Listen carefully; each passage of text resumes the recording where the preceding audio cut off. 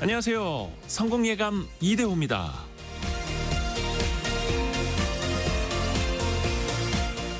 스포츠 선수들의 인터뷰를 잘 들어보면 자주 등장하는 말이 있습니다. 다음 경기는 더 잘 준비하겠습니다. 라는 멘트죠. 승리를 가져오려면 상대팀을 철저히 분석하고 최적의 전술을 준비해야 합니다. 오늘 경기가 끝나면 또 내일의 경기를 준비해야 하죠. 모든 면에서 그렇습니다. 당장 내일 출근해서 해야 할 일, 다음 주 혹은 이달까지 끝내야 하는 업무부터 내 집 마련을 위한 저축, 결혼 준비, 은퇴 준비에 이르기까지 우리 삶은 그야말로 준비의 연속입니다. 준비라는 건 언젠가는 해야 할, 또 언젠가는 벌어질 일에 대한 것이기도 하지만 준비가 제대로 되어 있으면 예고 없이 찾아오는 불확실한 상황에서도 대처를 할 수 있게 됩니다. 그래서 더더욱 평소의 준비가 중요한 거죠. 인생에서 가장 멀리 가는 사람은 준비된 사람이라고 합니다. 반대로 준비를 하지 않는 것은 실패를 준비하는 것과 같다는 말도 있습니다. 여러분은 무엇을 어떻게 준비하시겠습니까? 성공예감 이대호입니다. 출발합니다.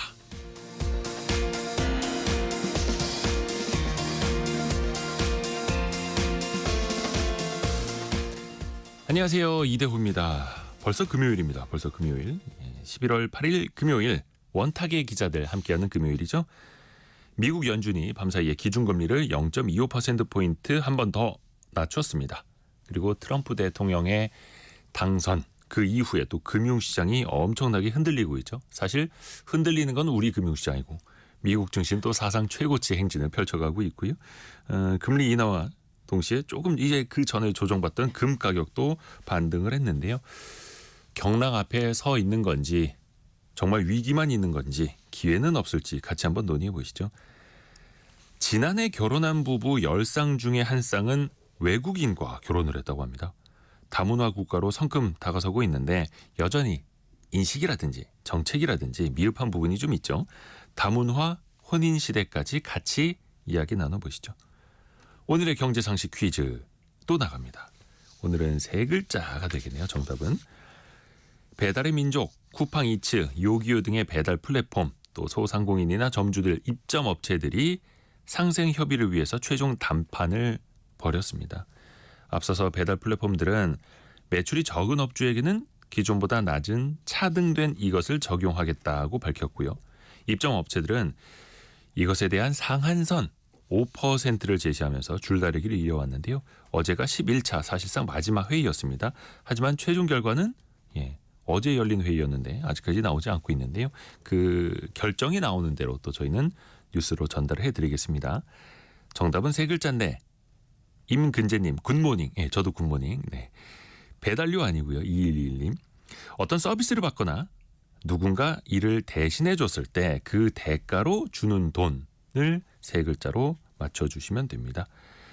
은행이나 증권사에서도 이게 붙고요. 여권 발급할 때 또 주민센터에서 서류를 뗄 때도 이 명목으로 돈을 받기도 하죠. 그 세 글자.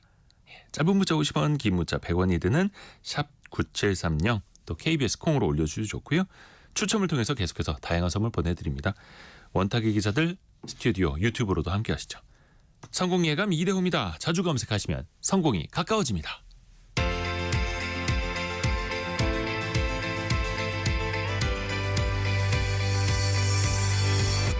KBS 1라디오 성공예감 이대호입니다.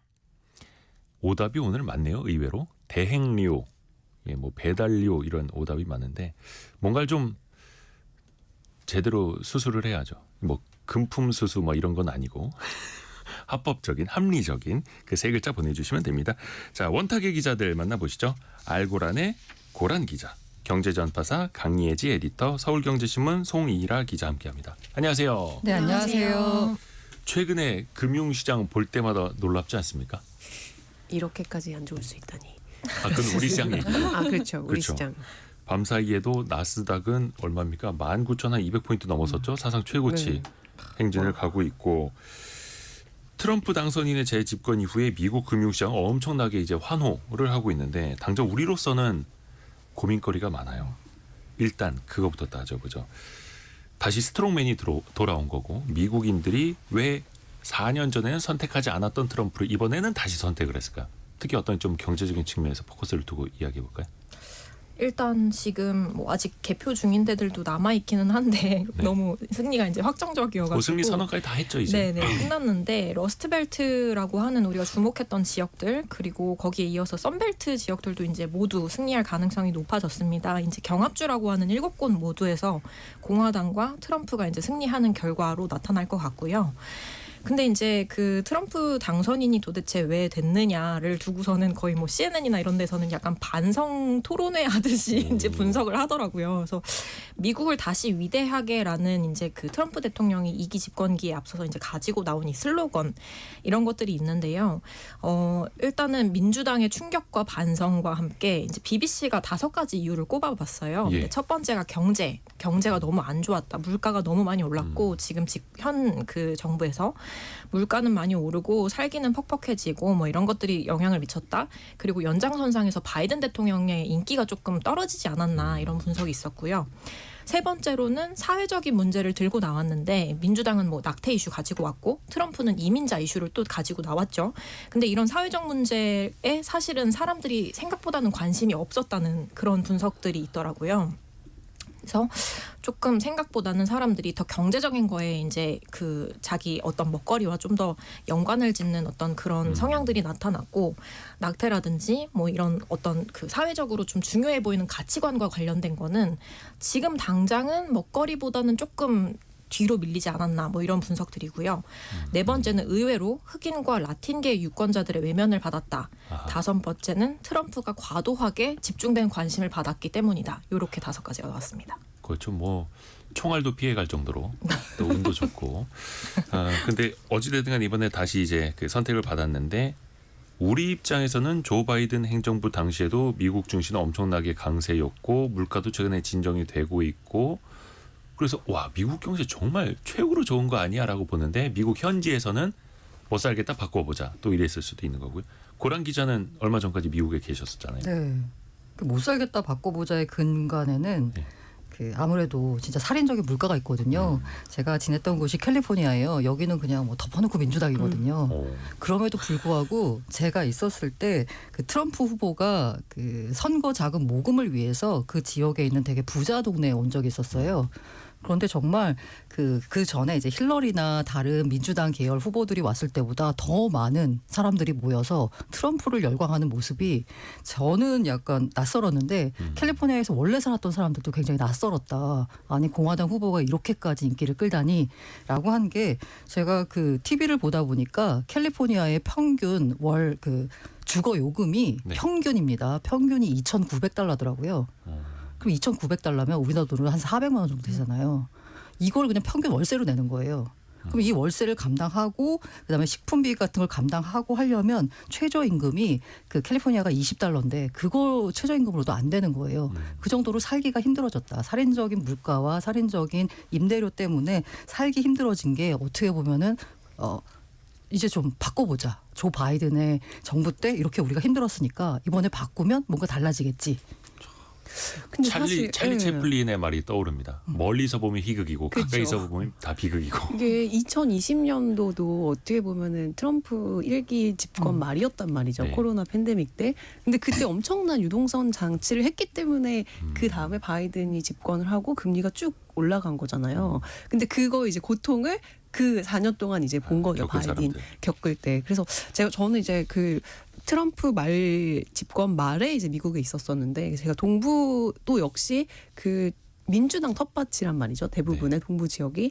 근데 아직도 있는 친구들한테 물어봤더니 이제 다른 것도 뭐 물가도 물가인데 아까 말씀하셨던 그 사회적인 가치 같은 거 있잖아요. 이런 것도 아이들 키우는 부모 입장에서는 동성애 문제나 이런 것들이 너무 민감하게 받아들여진다는 거죠. 도서관에 공립 도서관에 가도 뭐 그런 그 동성애 뭐 이런 거 너무 합법적으로 이제 그런 게 동화책으로 막 나오고 이러니까 아이들 이걸 어떻게 교육을 시켜야 될지 모르겠다는 거. 여자도 괜찮고 남자도 괜찮고 이런 게 동화책으로 막 나오고 아이들이 그걸 읽으니까 여기에 약간 돌아서는 사람 부모들이 생각보다 많다고 하더라고요.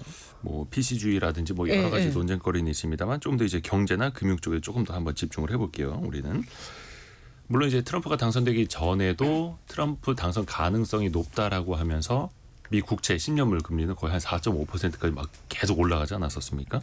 물론 뭐 밤사이는 한 4.3%대까지 조금 다시 내려오긴 했습니다만 미 국채의 금리 강세, 상승세, 또 뭐 비트코인도 1억 원 우리 돈으로 넘어서기도 했었고 달러화는 또 강세에 이어지고 있고 이런 흐름들이 과연 이어질 수 있을까요? 물론 이거를 이제 단기간의 변동성을 뭐 예측하자는 건 아닙니다만. 강혜재 에디터. 네, 일단은 지금 단기간의 변동성 자체는 너무 높아질 수밖에 없는 것 같고 일기 집권 당시에도 생각을 해보면 달러 강세가 상당 기간 좀 이어졌던 그런 기억이 있어요. 근데 이제 문제는 그 내년 1월 20일에 트럼프 후보 당선인이 이제 백악관에 들어서고 나서 진짜 정책을 펼쳤을 때 그 이후로 어떻게 될 것이냐에 대한 그 부분이 조금 중요한 것 같아요. 근데 우리나라에서 조금 걱정이 되는 부분은 원화 가치가 지금 떨어지는 폭이 다른 통화 대비해서 좀 많이 큰 편인 것 같아서 그 부분을 좀 우려해야 될 것 같고요. 그다음에 이제 지금 뭐 계속 나오겠지만 보편적 관세 도입되고 그다음에 뭐 이런 우리나라 어떤 교역국인데 우리 그 미국하고 중국이 가장 큰 교역국이잖아요. 우리한테는. 근데 이제 이 달러 강세하고 같이 맞물려 가지고 돌아가는 어떤 그 파생되는 현상들이 우리나라 경제에 어떤 영향을 미칠 것인가를 생각을 해봤을 때 사실 트럼프는 약달러를 선호한다고 이제 지금 많이 나오고 있는데 현상 자체는 지금 뭐 금리도 그렇고 뭐 지금 중앙은행 어제 그 간밤에 금리를 내리기는 했지만 거의 이제는 긴축으로 돌아설 거다라는 전망까지 나오고 있는 상황이어서 이런 부분에 대한 불확실성 이게 지금 일기 때랑 마찬가지로 우리가 가장 두려워해야 되는 요소가 아닌가 그런 생각이 들었습니다. 또 트럼프는 언제는 약달러 또 언제는 강달러 이게 주장하는 바가 또 크게 달라져서 헷갈리기도 합니다. 일단은 최근에 트럼프 당선 직후에 1,400원 넘어섰던 원달러 환율은 1,380원대 초반까지는 조금은 이제 진정이 되어 있는데 또 모르는 거죠. 또 언제 어떻게 또 튈지. 우리한테는 사실상 이제 수출 기업들한테는 사실 좋은 일이 될 수는 있습니다만 또 수출 기업들도 미국에 수출하려면 또 언제 얼마나 높아질지 모르는 그 관세라는 것도 또 신경을 써야 되는 거겠고요. 금하고 원자재 가격은 트럼프 당선 이후에 좀 급락을 했다가 기준금리 인하 이후에 좀 반등을 또 하더라고요. 원자재 가격도 지금 굉장히 많이 춤추고 있죠. 네, 그렇습니다. 지금 금이 살짝 그 최근에 뭐 2,800 온스당 2,800까지 올라가지고 우리가 금값 최고다 매번 이제 계속 전해드렸었는데요. 지금 최근에 잠깐 주춤하고 있는데 지금 그 말씀드린 것처럼 불확실성이 너무 커지다 보니까 달러화에 이제 매수세가 몰리면서 잠깐 이제 뭔가 약간 매력이 떨어진 거 아닌가 싶기는 하지만 장기적으로 봤을 때는 어쨌든 안전자산이기 때문에 트럼프 정책에 따라서 이제 변동하는 다른 자산 대비해가지고 안전자산인 금으로 다시 몰려갈 거다라는 전망이 장기적인 전망에서는 좀 더 우세하더라고요. 그래서 이제 온스당 3,000달러까지 갈 거다라는 전망까지도 지금 보고 왔습니다. 여러 가지 또 전망들은 또 나올 테니까요.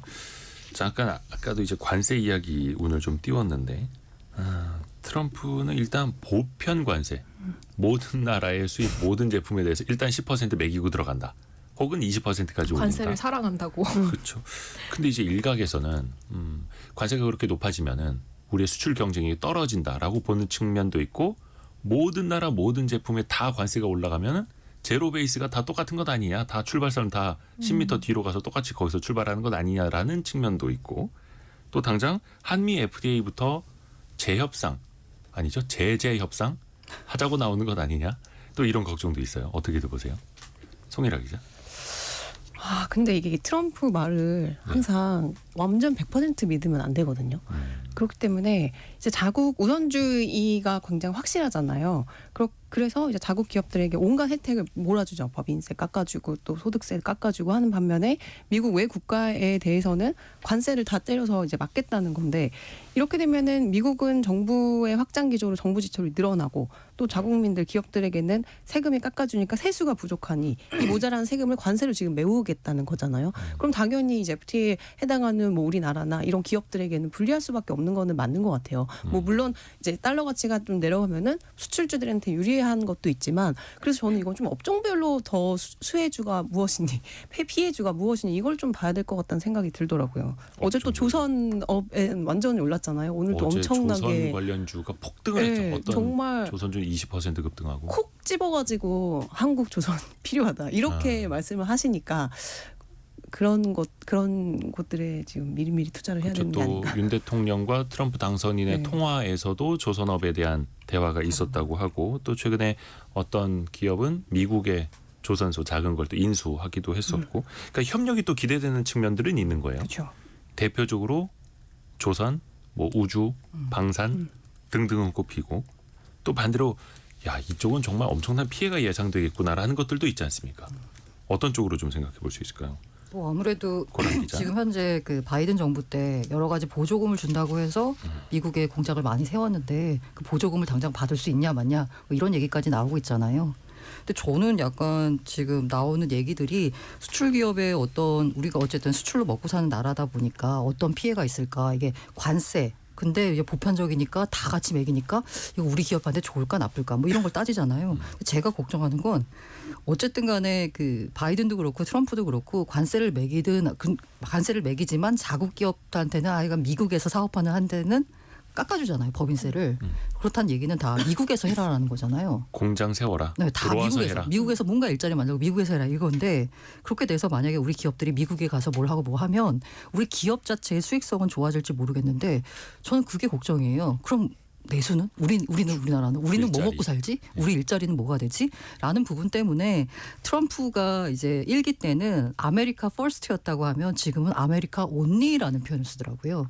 이제 미국만 잘 살면 된다라는 기조로 가고 있고 그런 기조 속에 미국인들도 트럼프에 대한 지지를 선언한 거잖아요. 다 같이 그 어떻게 보면 글로벌 리더로서의 역할보다는 일단 우리 먹고 살기 바쁘다라는 건데 그 상황에서 우리나라는 이 내수 부분이 저는 더 걱정인 게 다 나가버리면 이제 어떡하냐라는 거죠. 그래서 진짜 그 경제부처 오래 출입했던 분들도 그런 기사 저도 뭐 10여 년 전에 그 기사 썼는데 정부가 그래서 수출 중심에 너무 이제 치우쳐진 경제 구조를 개편하기 위해서 내수를 활성화하겠다.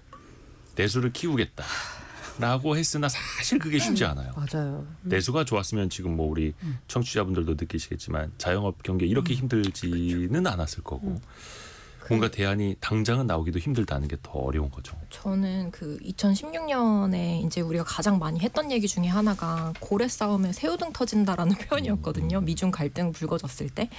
근데 이제 미국으로 이제 중국은 완제품을 수출하고 우리는 중국으로 중간재를 수출하는 구조잖아요. 네. 근데 그때도 사실 이 문제가 이제 커져가지고 우리도 이런 수출 구조 탈피도 필요하고 대외 의존도 너무 큰 우리나라의 어떤 국가 경제적인 구조를 좀 바꿀 필요가 있다라고 얘기를 했는데 약간 그런 거죠. 2016년에 시험을 봤는데 틀린 문제가 나왔어요. 오답 노트를 썼던 것 같은데 4년 뒤에 똑같은 이제 다른 문제가 나왔는데 8년 뒤인가요? 8년 뒤에 똑같은 문제가 나왔는데 오답 노트 쓴 게 생각이 안 나.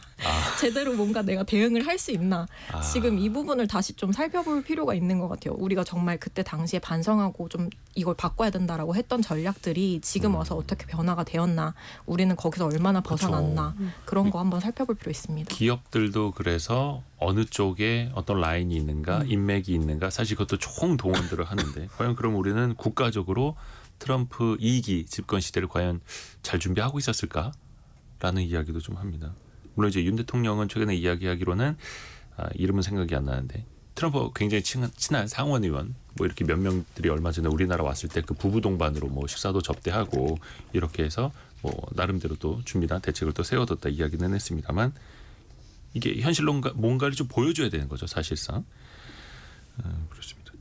근데 당장에 지금 저희 대미 수출 비중이 적지 않잖아요. 그래서 네. 빨리 좀 이 집권이 이 2기가 시작되기 전에 할 거 있으면 빨리빨리 해야 된다. 이런 얘기들도 계속 나오고 있거든요. 그러니까 예를 들어서 뭐 지금 2차 전지주나 전기차주들은 보조금이 당장에 이제 축소되거나 없어지게 생기면은 조금 이제 그 피해를 볼 수 있으니 뭐 TSMC 같은 경우는 세계 1위 지금 반도체 위탁 생산 기업인데 최근에 지금 미국 정부랑 구속력 있는 계약 협상을 마쳤다. 이런 보도들이 나오고 있단 말이죠. 그러니까 조 바이든 행정부에서 정권을 넘기기 전에 반도체 관련 협상을 좀 마무리 지으려고는 하더라고요. 그렇죠. 그래서 이런 보조금을 바이든 정부에서 주기로 했던 보조금을 확보하기 위해서 협상을 빠르게 마무리한 건데 트럼프는 지금 평소에 이 타이완이 그 미국 반도체 사업을 100% 다 훔쳐갔다. 뭐 이런 식으로 또 발언을 이제 또 하는. 타이완하고 TSMC도 엄청 압박하죠. 그렇죠.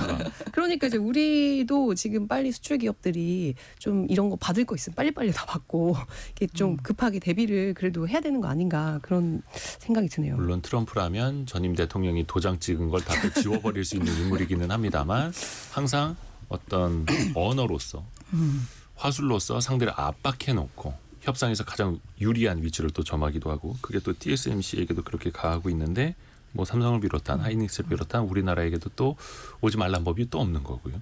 항상 또 긴장을 하고 있어야 됩니다. 그 이번 대선 과정에서 빼놓을 수 없는 인물이 한 명 있죠. 최근에 트럼프 당선인이 승리 연설에서 슈퍼 천재다.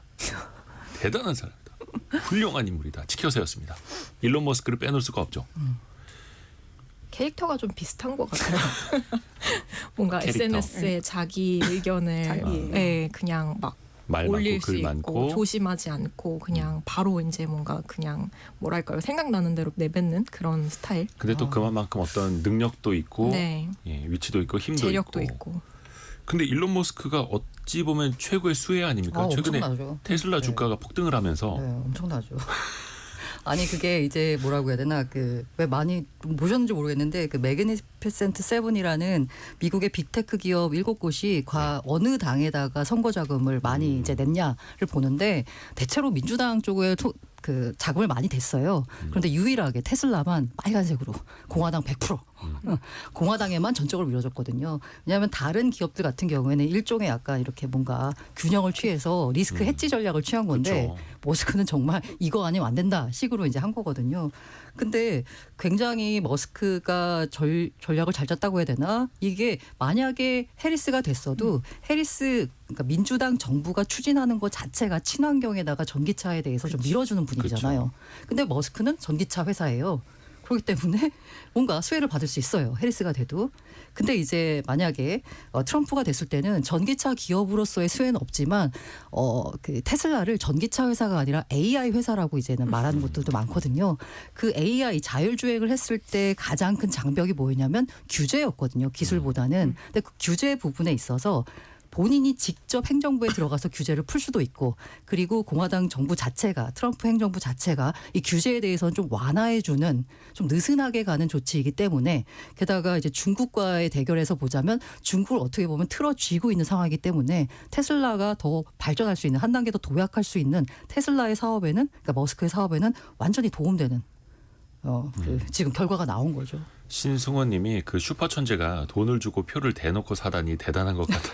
그러니까 미국에서 뭐 캠페인 같은 거 있었잖아요. 뭐 하루에 한 명을 뽑아서 100만 달러를. 그 펜실베니아에 있는 이제 사람들한테 준다라고 네. 했는데 실제로 실현되진 않았습니다. 맞아요. 아, 그래요? 네, 그게 당국이 막아가지고 네. 안 됐는데. 그게 뭐가 불법 그러면 소지가 있다라고 해서 실제로 돈은 안 쓰고 효과는 크게 본 거네요. 그렇죠. 말만 엄청난 전략가예요. 그러니까. 대단합니다. 그리고 사실 정말 지금 기술 업계 아마 오픈 AI 이런데 이제 수장들은 진짜 떨고 있을 거예요. 왜냐하면 그 AI 지금 그 기술 차이가 이제 얘기를 들어봐도 상당히 난다고 들었거든요. 그 지금 일론 머스크 XAI와 이 실제로 지금 막 퍼플렉시티 뭐 이런 것들과 기술력 차이가 나는데 이제 직접 들어가겠다는 거 아니에요, 내각에. 그러면은 규제를 해서 이들은 막고 그 늦추는 사이에 본인들 기술은 엄청 또 띄울 수 있단 말이죠. 일론 머스크가 그래서 AI 기술을 규제해야 된다 이런 이야기 여러 차례 했죠. 본인도 회사가 뒤처지고 있으니까. 네, 뭐 6개월 동안 다 멈춰야 된다, 뭐 그게 아니라 서명하고 막. 인류를 걱정해서 하는 거죠. 이제 겉으로는 인류를 걱정을 하는데 그러면서 본인은 또 XAI 설립해서 또 AI 개발하고 있고 동시에 그렇죠. 양면성이 있습니다. 그래서 뭐 정부 효율위원회 뭐 여기 들어갈 거다 이런 관측들 많이 나오는데 원체 바쁘기로 유명한 일론 머스크가 과연 정부 일까지 할 수 있을까요? 아니 들어가가지고 그 자사에 유리한 쪽으로 규제를 만들면 되는 거죠. 또 하나가 일론 머스크 특히 이제 테슬라는 중국 쪽 비즈니스 크게 하고 있지 않습니까? 중국 사업도 많이 벌려놨는데 이제 중국에 대한 관세 장벽도 그렇고 트럼프 행정부가 제재를 중국 많이 할수록 어떻게 보면 그 불똥이 일론 머스크한테 튈 수도 있을 텐데 또 일각에서는 일론 머스크가 미국과 중국 사이 어떤 중재, 가교 역할을 할 수도 있을 것이다 이런 전망도 나오더라고요. 그래서 저는 좀 이걸 보면서 이게 머스크의 머릿속에서 나온 걸까 아니면 모종의 어떤 우리가 잘 뭐가 있었던 모르는 걸까?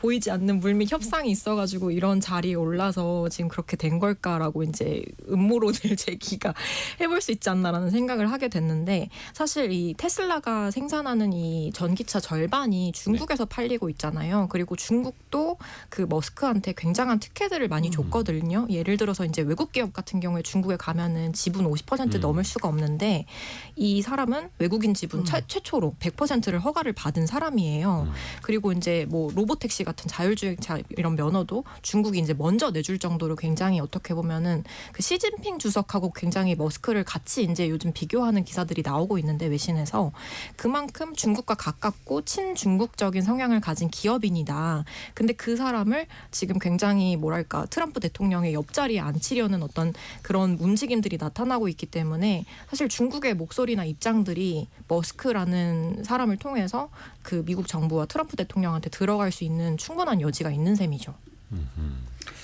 진짜 일론 머스크가 앞으로 어떤 행보를 보이는지가 특히 이제 미중 관계 속에서도 또 중요한 포인트가 될 것 같고요.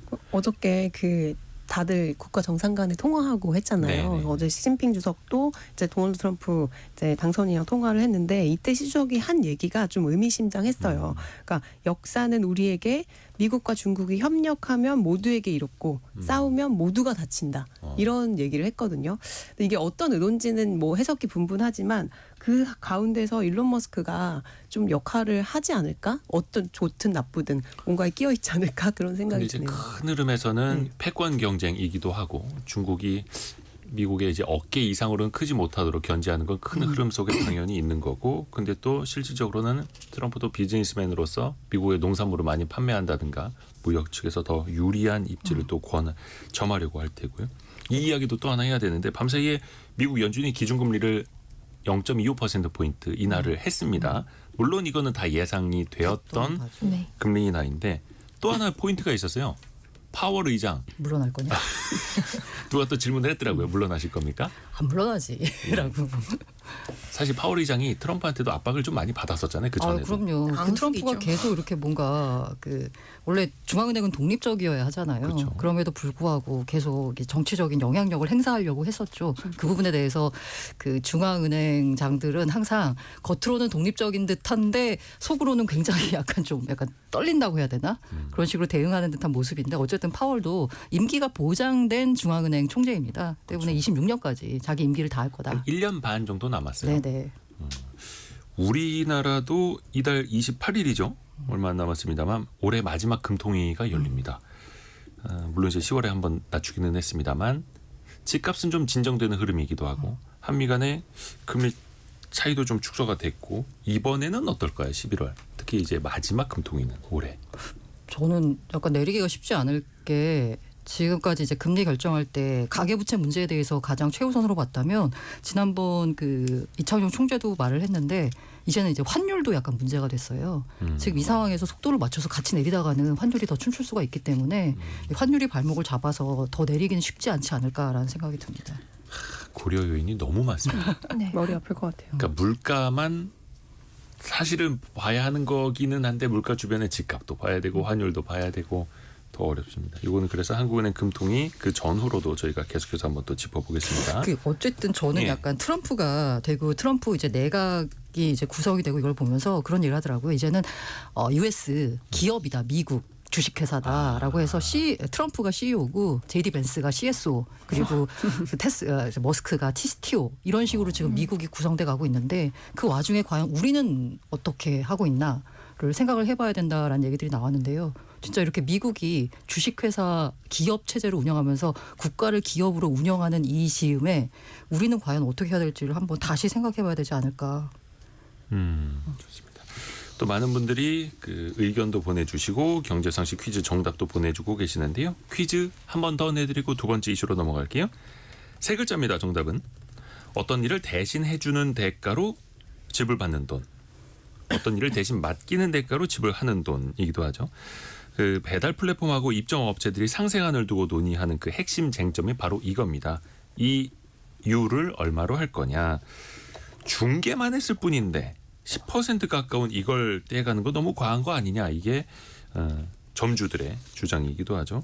그래서 또 다른 대안으로 공공 플랫폼도 등장했습니다. 이게 2% 수준이어서 가격 경쟁력이 충분히 있는데 정작 입점한 업체가 많지 않고 이용자도 많지 않다 보니까 충분한 대안이 또 되지 못한다는 한계점도 있죠. 송금 이것, 판매 응응응, 예, 부동산 중개 영영영, 예, 요렇게도 붙일 수 있는 세 글자 보내주시면 됩니다. 신길선님, 날이 추우니까 괜스레 수수떡에 예, 모가차 먹고 싶어요라고. 직접 힌트를 보내주시네요. 아유, 뭐 다 좋습니다. 그리고 8132님, 은행 이게 제일 비싸요 유유 이렇게 보내주셨고요. 그리고 9654님, 매일매일 듣는데 큰 용기를 내서 오늘 처음으로 문자를 보내봅니다라고 하면서 또 정답도 보내주셨고요.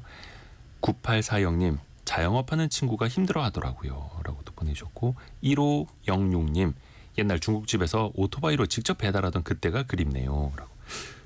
저희 동네는 중국집이 여전히 직접 직원 고용해서 이렇게 또 배송을 또 해주시던데요. 여러분의 다양한 의견 또 세 글자 정답 계속 받습니다. 짧은 문자 50원, 긴 문자 100원이 드는 샵 9730이나 KBS 콩으로 보내주시면 됩니다. 오늘의 움직임에 주목하고 세상의 흐름을 놓치지 않습니다. 여러분의 내일을 응원하며 성공의 열쇠를 함께 찾아갑니다. 성공예감 이대호입니다. 지난해 결혼한 부부 10쌍 중에 한 쌍은 다문화 가정이었다고 합니다. 어떠세요? 주변에서 좀 많이 보십니까? 요즘 좀 결혼 풍경? 국제 결혼? 네. 결혼 국제 커플들 많이 늘어나는 건 보이는데 사실 주변에는 흔치 않은 것 같고 그 우리 미디어에는 되게 많이 나와서 사실 익숙하잖아요. 우리가 좋아하는 어떤 연예인이라든가 방송인 분들이 이제 국제 커플인 분들이 많이 계시니까 그런 부분에서 이제 조금씩 많이 바뀌고 있구나. TV 프로그램도 늘어나고 그런 생각은 좀 들었어요. 약간 그 도심에 살고 계시는 분들은 체감 잘 못하실 텐데 맞아요. 지역 지방 가시면은 체감 많이 될 겁니다. 저도 고향이 좀 시골이어서 가보면은 뭐 국제 결혼들 많이 하십니다. 저도 생각해봤는데 제 집 주변에는 거의 못 봤고, 근데 이제 여행 가거나 하면은 진짜 많더라고요. 국제 커플들, 네, 커플들이. 다문화 가정. 네. 저는 얼마 전에 국제 커플 결혼식 갔다 왔는데. 아, 그래요? 네, 말은 이제 한국말로 하고 중국 친구랑 결혼했거든요. 중국 말로 이렇게 통역이 나오고 그다음에 화면에는 영어로 또 띄워놓고 굉장히 아주 신기한 경험이었습니다. 뭔가 이제 국제 컨퍼런스 하듯이 네, 맞아요. 동시 통역도 해주고 자막도 나오고. 혼인 서약서를 영어로 보니까 상당히 신기하더라고요. 괜찮네요, 그것도. 네. 그런 모습들 하나하나가 바뀌어가고 있는 거고. 근데 이제 우리가 어떻게 보면은 그런 이야기 중에 하나가 나와요. 저출생 문제를 좀 해결하기 위한 대안 하나로 뭐 이렇게 다문화 가정, 국제 결혼 이야기들이 나오는데요. 과연 우리는 그 준비를 잘 하고 있을까요? 여러분들은 어떻게 보세요? 뭐 행정적이나 정책적으로. 왜 이민청 설립 이야기도 계속 나오고 있잖아요. 어떻게 보십니까? 사실 지금 이 다문화라고 해가지고 우리가 이런 다문화라는 단어를 써서 정책도 많이 나오고 그 지자체 같은 데에서 이제 이런 지원 사업들도 굉장히 많이 하고 있잖아요. 근데 이제 우리가 사실 이 다문화 가정 얘기를 할 때 조금 불편한 이야기이기는 합니다만 이제 국제 결혼이 매매혼이다라는 어떤 지적도 나오고 실제 이제 어떤 선입견을 가지신 분들도 많이 계신 것 같아요. 이제 매매혼이라는 게 결혼중개 업체에다가 수수료를 주고 말하자면은 이제 정말 불편한 이야기지만 이제 조금 나이 드신 분이 좀 젊은 배우자를 찾는 어떤 수단으로서 굉장한 돈을 내고 그다음에 그 외국에서 오신 그 젊은 배우자분의 어떤 그 본국에다가 이제 돈을 보내주고 하는 식으로 이제 이루어지는 어떤 결혼을 이야기를 하는 것 같은데요. 사실 이거를 지금 그냥 어떤 매매혼의 문제와는 별개로 좀 사회적 인식 자체가 그렇게 계속 굳어지는 자체가 조금 안타깝다고 생각을 하고 어떤 분이 이제 그 기사 쓰신 거에 인터뷰하는 거를 봤는데 네. 사람 마음은 돈으로 살 수 없다. 근데 이런 것들이 국가 간의 경제력 차이 때문에 어떤 이질적인 조건의 남녀가 국경을 넘어서 좀 잘 모르고 혼인을 하다 보니 여러 문제가 발생하고 있는 것 같다라는 이제 말씀에 저는 되게 공감을 했거든요. 현실적인 문제인 거잖아요. 우리나라의 어떤 경제력 수준이 그 지금 이제 상대국 어떤 그런 동남아 국가들 이런 쪽보다는 좀 나으니까 그런 거를 바라보고 어떤 그 교류가 있는 것이 아닌가, 그런 문제라는 식으로 이제 조금 다문화라는 프레임 자체에서 좀 벗어나서 좀 넓게 봐야 되지 않나라는 생각이 들었습니다. 그렇죠. 그래서 이제 이게 매매혼 아니냐라고 이제 비판적인 시각도 있는 것도 사실은 사실이고, 그런데 또 한편에서 이렇게 따져 보면은 뭐 중매 결혼할 때도 상대의 집안 보고, 연애 결혼할 때도 상대의 집안 보고, 혼수 같은 것도 보고, 사람에 따라서 뭐 학력이라든 여러 가지 조건 보는 거 다 똑같지 않느냐, 그게 국경을 넘었느냐 안 넘었느냐 그 차이일 뿐, 이렇게 또 보시는 분들도 있는 거고요. 그 다문화 가정, 이 국제 결혼을 해서 과연 우리의 저출생 문제를 해결할 수 있을까? 물론 이제 그걸 해결하기 위해서 이게 필요하다는 아닙니다만. 그렇죠. 그러면 저출생 아이를 많이 낳으실까요? 국제 결혼한 커플은? 사실 그렇게 생각보다 그렇게 많이 낳지는 않은, 통계를 보니까 전체 출생에서 다문화 가정의 출생이 차지하는 비중이 전년보다 0.3% 포인트 증가했어요. 그러니까 5% 정도가 이제 전체 비중에서 차지를 하고 있거든요.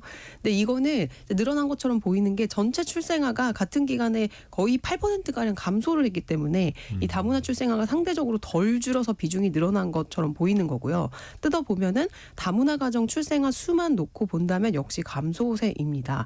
지난해 다문화 출생아가 12,150명으로 전년보다 3% 정도 감소를 했고, 이 역시 역대 최저 수준이거든요. 그 저출생 흐름에는 똑같이 흘러가는 것 같아요. 그냥 이 다문화 가정이 얼마나 우리 사회에서 잘 적응을 하고 여기서 태어난 아이들이 얼마나 정상적인 또 차별이 없는 평등한 교육을 받아서 쭉 정말 정말 한국을 다문화 국가로 만드는지에 대한 지원이 정말 필요할 뿐이지, 이들을 뭐 유치해서 우리가 저출생을 해결하자, 이 프레임 자체가 저는 조금 별로네요. 저도 공감합니다. 그래요. 네. 그렇죠. 그러니까 어떤 목적을 가지고 한다라는 것 자체가 불편할 수가 있죠. 우리나라는 또 이제 인구 감소 시대로 들어섰고, 뭐 저출생은 누구나 다 아는 가장 심각한 우리 사회의 문제이긴 한데, 그걸 해결하기 위해서 이민을 많이 받자, 이민청을 설립하자. 여기는 그럼 다들 이제 동의는 좀 못 하시는 거겠네요. 고란 기자는 어떻게 생각하세요? 아니, 저출생 문제를 해결하기 위해서 뭐 다문화 결혼을 장려하고 이건 아니고, 그냥 그 여러 과정에서 일단은 우리나라 경제 자체가 이제는 이민을 적극적으로 받아들이지 않고서는 성장이 좀 어려운 상태까지 왔잖아요. 인구 구조상. 그래서 그 이민청이라고 하는 게 이 문제 해결을 위해서 적극 나서는 게 아니라 자연스러운 흐름에 있어서 어떻게 하면은 이 여러 가지 이민으로 인한 혹은 다문화 가정으로 인한 사회적 문제를 해결할 수 있는 적극적인 행정적인 뭔가 조치를 위해서 만들어지는 기관이라고 생각을 해요. 만들자고 하는 게.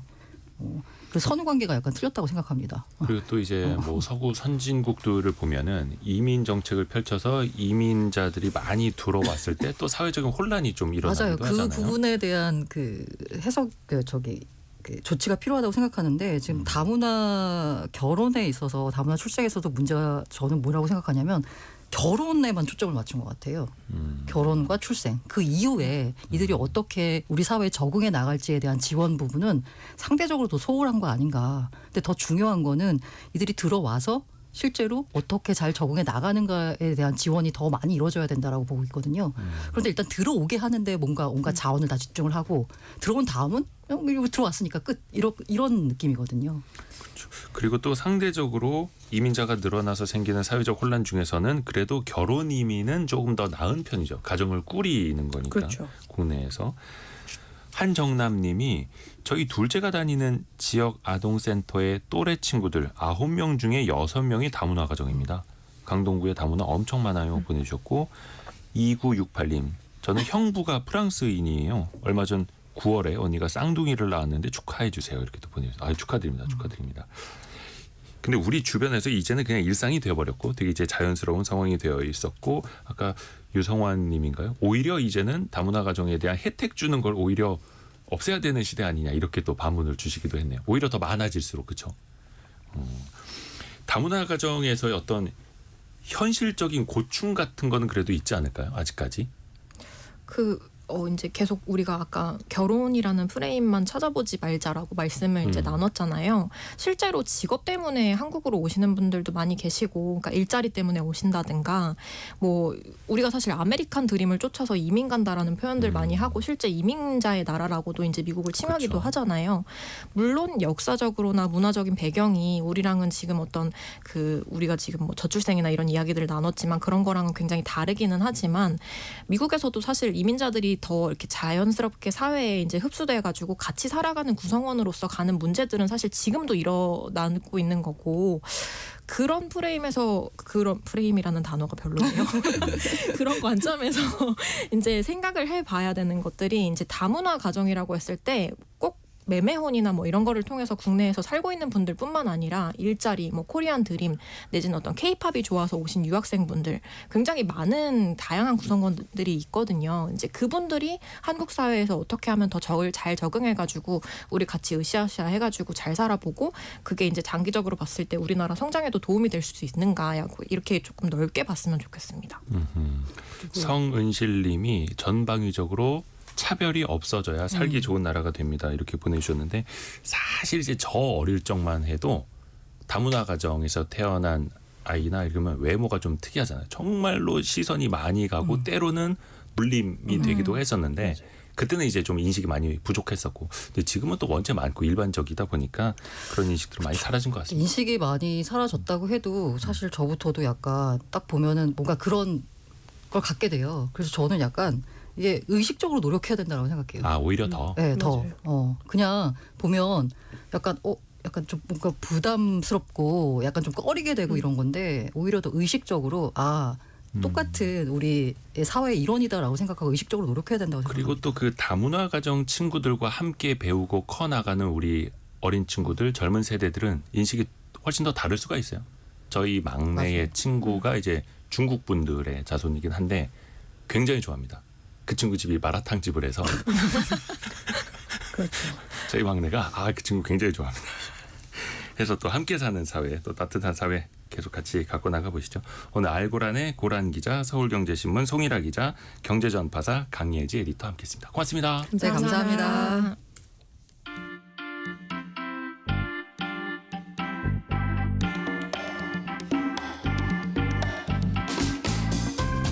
지금 여러분께서는 KBS 일라디오 성공예감 이대호입니다를 듣고 계십니다. 프로그램에 참여하신 청취자 여러분께는 추첨을 통해 아름다운 식탁 창조 주비푸드에서 뿌리 담은 리얼 생 와사비를, 쉽고 빠른 판촉물 제작 시너지 기프트에서 무드 등 미니 가습기를, 그리고 성공예감에서 준비한 커피 쿠폰을 보내드립니다. 당첨자는 성공예감 이대호입니다 홈페이지에서 확인하세요. 요즘 어디 가든 사진 예쁘게 나오는 공간, 사진 예쁘게 나오는 공원 한 번이라도 더 가게 되죠. 특히 요즘에 가을 축제 현장에서도 빠지지 않는 게 있다고 합니다. 바로 핑크 뮬리라는 식물인데요. 여러분 혹시 핑크 뮬리라고 아십니까? 생긴 건 강아지 풀 같이 생겼는데 연분홍색이어서 이게 여러 가지가 이제 같이 있으면은 뭐 구름 같은 신비로운 느낌까지 자아냅니다. 인생 사진이 절로 나오는 풍경인데, 그런데 생태계 전반적으로는 골칫거리가 되고 있다고 하네요. 왜 그럴까요? 이걸 체험하고 돌아온 머니투데이 남형도 기자와 함께 들어보시죠. 남 기자님 안녕하세요. 안녕하세요. 핑크 뮬리 앞에서 혹시 사진은 찍어보셨습니까? 네, 찍어봤습니다. 예쁘죠? 근데 이 예쁜 핑크 뮬리가 어떤 게 문제라는 거예요? 이 분홍 억새라고도 불리는데요. 네. 미국 중서부가 원래 고향인 식물이고요. 그 환경부 산하국립생태원에서 생태계 위해성 식물 2급으로 지정됐습니다. 네. 당장 생태계를 파괴하는 증거는 없는데 향후에 이제 위해성이 높아질 가능성이 크다. 그러니까 좀 관찰을 계속해야 된다. 이런 필요성이 있다는 거고요. 국립생태원은 이제 좀 과도하게 번식하는 걸 막기 위해서 뭐 핑크뮬리 밭 한가운데가 아니라 좀 멀리서 찍고, 신발이나 옷에 붙을 수 있는 이 씨앗을 좀 잘 털어달라 이렇게 권고를 하고 있습니다. 그 씨앗이 어디 옷이나 신발에 묻어가서 다른 데 계속 퍼지면 안 되니까. 그렇죠. 네. 아니 근데 이제 정부에서도 핑크뮬리 가급적 심지 말라 뭐 이렇게 제동을 건다라고도 하는데 왜 그런지 그러면 이게 제동을 걸면 그 효과가 있을지 어떻습니까? 이 환경부에 따르면 올해 9월 기준으로 네. 이 전국 지자체가 조성한 핑크뮬리 면적이 25,000제곱미터, 이게 축구장 한 3.5개 규모인데요. 네. 지난해보다 한 14% 정도 늘었습니다. 이게 환경부가 더 이상 심지 말 것을 좀 권고했는데, 그래서 2019년에는 11만 제곱미터, 한 축구장 15개 규모였다가 이제 점차 줄어드는 추세였다가 올해 다시 늘어나고 있어요. 요게 그 새로 조성한 면적들이 그렇다는 거예요? 그렇죠. 네. 어찌됐든 간에 또 이게 지자체 입장에서는 예쁜 걸 심어야 사람들이 많이 오고 관광지도 활성화되고 하니까 또 그렇게 생각을 하나 보네요. 그리고 또 이것도 있습니다. 이게 발음이 참 어려운데 노란색 큰금계국. 큰금계국도 많이 심는다면서요. 네, 이 큰금계국도 이제 북아메리카 대륙이 원산지인데 늘어나는 추세고요. 코스모스를 닮아서 이제 좀 노란빛을 띄어서 예쁜데 번식력과 생존력이 강해서 주변 토종 식물들의 생태계 다양성에는 안 좋은 영향을 끼치고 있습니다. 2021년 2만 8천 제곱미터에서 그 지난해 3만 3천 제곱미터로 급증했고요. 그 위에서는 2급 식물인데 이거는 또 법정 관리종인 1급과는 달리 식재하는 거를 강제로 막을 수 있는 근거가 없어서 이게 또 한계가 있습니다. 그래요. 안규영 님이 옛날에는 없던 핑크뮬리가 어느 순간부터 핫해졌죠. 이쁘기만 했지 별로구나 이렇게 보내주셨고 곽정은 님이 핑크뮬리 안에 들어가면 절대 안 되겠네요. 무서운 유유 이렇게 보내주셨는데 이게 근데 핑크뮬리가 인체에 해로워서 그런 거는 아닌 거죠?